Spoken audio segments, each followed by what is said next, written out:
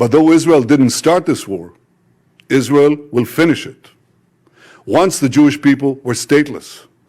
Once the Jewish people were defenseless. No longer.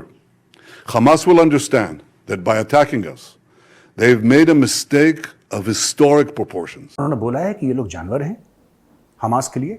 छोटे छोटे बच्चों को बांधना, उनको गोली मारना, फिर उनको जला देना, ऐसे काम कर रहे हैं। उन्होंने डायरेक्ट तुलना करी है इस्लामिक स्टेट से और उन्होंने एक वादा करा है कि हमास को हम मिटा देंगे इस धरती से और जो इसके बीच में आएगा, जो हमास की तरफ से लड़ेगा, वो भी जाएगा। ये बात तो मैं डे वन से कह रहा हूं कि इजराइल का ऐसा रिस्पांस आने वाला। अब देखिए क्या हो रहा है कि लोग अब धीरे धीरे विक्टिम कार्ड प्ले कर रहे हैं। दोस्तों, ये विक्टिम कार्ड एक बहुत मजबूत कार्ड होता है, आपके डेबिट और क्रेडिट कार्ड से ज्यादा मजबूत है विक्टिम कार्ड। ये हर जगह चलता है। कई जो इस्लामिक ममालिक हैं वो उन ग्रुपों को भी सपोर्ट करते रहे हैं, those have been very close to al-Qaeda. And Turkey जो है वो भी जारी बात है सीरिया के अंदर जो है वो जिसे वो कहते हैं मिलिट्री ऑपरेशंस में इन्वॉल्व रहा है कुर्दिश मिलिशियाज के खिलाफ। और ये जो अक्सर रेबल्स ग्रुप्स हैं सीरिया के अंदर, पाकिस्तान की अपनी एक पोजीशन है। अब पाकिस्तान जो है वो अफगान तालिबान एंड हक्कानी नेटवर्क को सपोर्ट करता रहा है।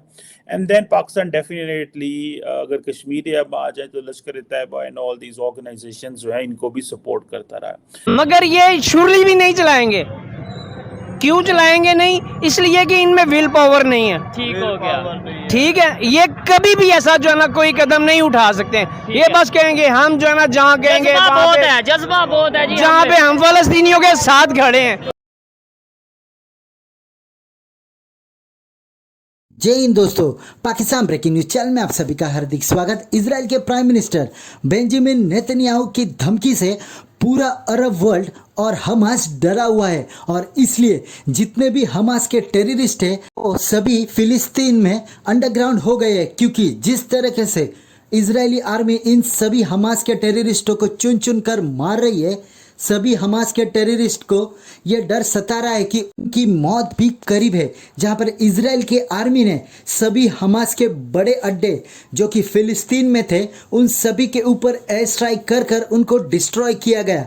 और जितने भी देश जैसे कि लेबनान और ईरान जैसे देश है जो कि सरेआम आकर हमास को सपोर्ट करते हैं, उनको भी धमकी देते हुए इजराइल के प्राइम मिनिस्टर ने वार्निंग दे दी। अगर किसी ने भी इसको मज़हब के नज़र से देखा तो इजराइल इन सभी के ऊपर ऐसे हमले करेगा कि आने वाली नस्लें इस हमले को याद करेंगे। यहाँ पर यह बात भी सामने आई है कि जितने भी हमास के टेररिस्ट थे वो लेबनान भाग गए और इसलिए अब लेबनान ने भी उनको शरण देना शुरू कर दिया है। और ये सब देखकर इजरायली एयरफोर्स ने लेबनान के अगेंस्ट भी अपना अटैक शुरू कर दिया है।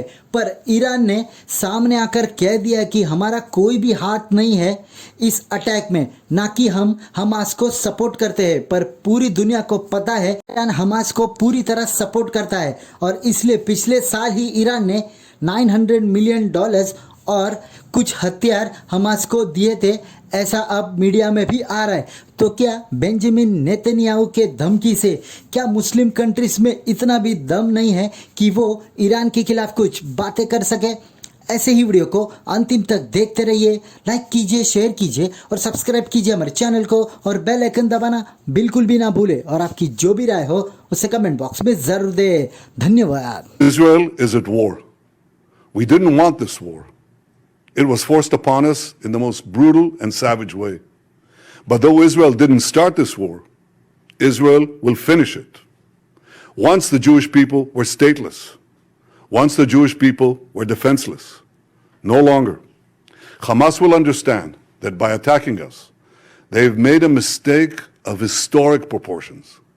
We will exact a price that will be remembered by them and Israel's other enemies for decades to come.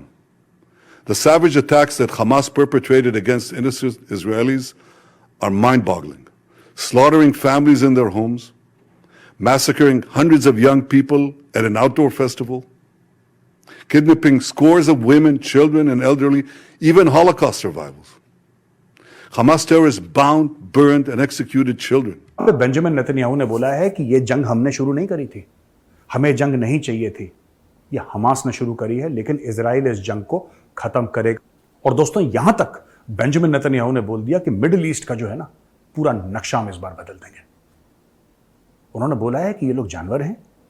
Hamas के लिए छोटे छोटे बच्चों को बांधना, उनको गोली मारना, फिर उनको जला देना, ऐसे काम कर रहे हैं। उन्होंने डायरेक्ट तुलना करी है इस्लामिक स्टेट से और उन्होंने एक वादा करा है कि हमास को हम मिटा देंगे इस धरती से और जो इसके बीच में आएगा, जो हमास की तरफ से लड़ेगा, वो भी जाएगा। यह बात तो मैं डे वन से कह रहा हूं कि इजराइल का ऐसा रिस्पॉन्स आने वाला। अब देखिए क्या हो रहा है कि लोग अब धीरे धीरे विक्टिम कार्ड प्ले कर रहे हैं। दोस्तों ये विक्टिम कार्ड एक बहुत मजबूत कार्ड होता है, आपके डेबिट और क्रेडिट कार्ड से ज्यादा मजबूत है विक्टिम कार्ड। ये हर जगह चलता है, कहीं कहीं मास्टर कार्ड चलता है, कहीं कहीं अमेरिकन एक्सप्रेस चलता है, कहीं कहीं वीजा चलता है, लेकिन दोस्तों विक्टिम कार्ड हर जगह चलता है। और ये विक्टिम कार्ड का इन्वेंशन ही पैलेस्टीन में हुआ है। पैलेस्टीनियन सबसे बड़ा विक्टिम कार्ड खेलते हैं। पैलेस्टीनियंस ने तो दोस्तों दुनिया को ये कन्विंस कर दिया है, पूरी दुनिया को कन्विंस कर दिया है कि हम बेचारे ठीक है, और ये बेचारे ऐसी हरकतें कर रहे हैं। यही जो इस्लामिक ममालिक हैं वो उन ग्रुपों को भी सपोर्ट करते रहे हैं, those have been very close to al Qaeda.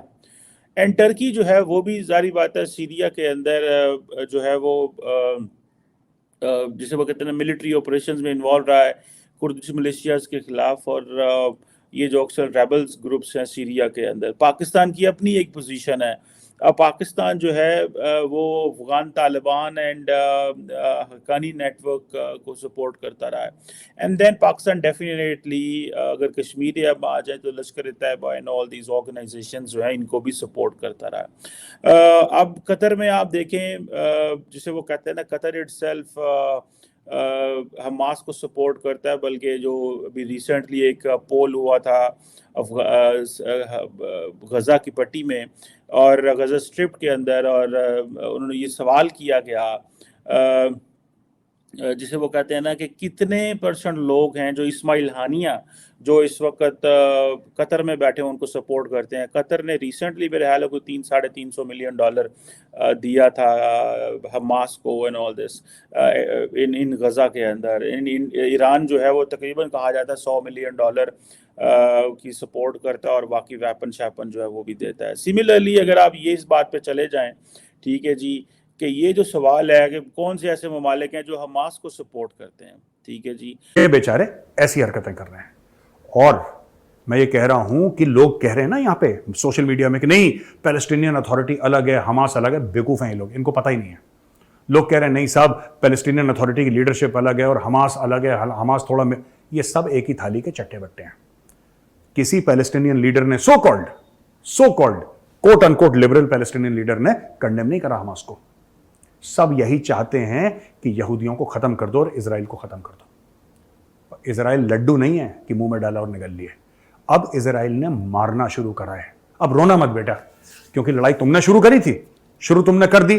तुमने रज के हजारों मिसाइल मार दी, तुमने इनके घरों में घुस के इनकी बीवी बच्चे माँ बाप सबको गोली मार दी, युद्धबंदी बना के ले गए, बंदी बना के ले गए, है ना। अब इजराइल ने मारना शुरू करा है और चीखें दोस्तों मार पड़ रही है गजा पे, मार पड़ रही है गजा पे, चीखें अलीगढ़ से निकल रही हैं। ये देखिए कैसा ऑर्केस्ट्रा बज रहा है पूरी दुनिया में, देखिए इसका संगीत सुनिए। उन्होंने तो ओपनली ये स्टेटमेंट दे दिया कि हम इसराइल के साथ खड़े हैं, ठीक है, यानी कि उनकी फॉरेन पॉलिसी नजर आ रही है कि भाई उन्होंने, हमारे यहाँ पे कोई क्लियर फॉरेन पॉलिसी नहीं नजर आई। पूरे इस्लामी मुमालिक में सिर्फ पाकिस्तान ऐसा मुल्क है जिसके पास एटम बम है, ये चीज ठीक है, मगर ये शुरली भी नहीं चलाएंगे। क्यों चलाएंगे नहीं? इसलिए कि इनमें विल पावर नहीं है, ठीक हो गया, ठीक है। ये कभी भी ऐसा जो है ना कोई कदम नहीं उठा सकते हैं। ये बस कहेंगे हम जो है ना जहाँ कहेंगे जज्बा बहुत है जी, जहाँ पे हम फलस्तीनियों के साथ खड़े हैं। ताल्लुक टीएलपी पाकिस्तान से भी है, ठीक है, और ये फ़लस्तीन में जाकर हमारे जो वर्कर्स हैं वो काम कर रहे हैं। अच्छा। बकायदा तहरीके लब्बैक के, मुझे बकायदा टोटली सारी वो यानी रिपोर्ट्स आ रही पाकिस्तान से लोग हैं। वहाँ हाँ, जाके हमारे काम कर जो रहे हैं। इधर से हमारी जमात के जो टीएलपी के लोग हैं वो वहाँ जाके उनके साथ मिलके वो उनके साथ जंग कर रहे हैं। इससे साबित होता है कि इनके ईमान इतने कमज़ोर हैं, जो हमारे हुक्मरान हैं इतने ईमान कमज़ोर हैं कि वो एक मजलूम मुल्क है जिसके साथ 70 सालों से जुल्म हो रहा है, ये कोई भी उसकी हमायत के लिए बोल नहीं सकता। ठीक है, लेकिन एक ईमान कमजोर, अगर आप बोल रहे हैं कोई हमायत के लिए नहीं बोल रहा, ईरान भी तो साथ खड़ा है ना, ऐसे नहीं उन्हें एड आ रही है। एक वो जो हमास एक ग्रुप है, जो ऑर्गेनाइजेशन है, जो फौज है, उसे एड आ रही है तो उसने अटैक किया है। हम ये नहीं कह सकते कि भाई उनके साथ नहीं कोई खड़ा। तो जहाद के लिए अगर हमारे हमारे जो हुक्मरान हैं, हमारे फौजी अफसरान हैं, अगर पाकिस्तानी अवाम को, यंगस्टर्स को ये जहाद के लिए बुलाएंगे तो हम जरूर इंशाल्लाह उनके शाना बशाना होंगे। आपको पता है इंशाल्लाह। 90s में भी एक दफा जहाद के लिए बुलाया था, और वो जो जहादी थे वो उसके बाद फिर तालिबान बन गए, और वो मसले पता किधर के किधर चले जाते हैं, ये भी आप देखें। ये देखें, एक जो चीज़ है वो गवर्नमेंट के थ्रू आउट, आज वही दहशतगर्द डिक्लेयर हुए हैं। पाकिस्तान की जो बात मैंने की है, देखें ये जो है ना इंडिया जो है ना इसराइल के साथ खड़ा होने के दावे कर रहा है। हाँ। इंडिया का में जो है ना हम जहाज गिराते हैं, फाइटर जो है ना उनका जेट गिराते हैं हम लोग, ठीक है, वो उसका जो है ना बदला लेने क्यों नहीं आया? ठीक हो गया, लेकिन क्यों नहीं आया? अगर वो ये कहते हैं तब कि हमारे हमने पास तिरानवे- एक लीडर था, हमने- तब हमारे पास एक लीडर था, ठीक है, ठीक है, उसी उसने लीडर कहा के दौर में कश्मीर के ऊपर जो आर्टिकल 370 उन्होंने हटाया, और वहाँ खुल्लम खुल्ला वो भाई डेवलपमेंट, उसने पार्लियामेंट में ठहर के जो है ना वो अपोजिशन से बात की थी, आप बोलोगे तो इंडिया पे अटैक कर दें, क्या हम इस पोजीशन में नहीं है?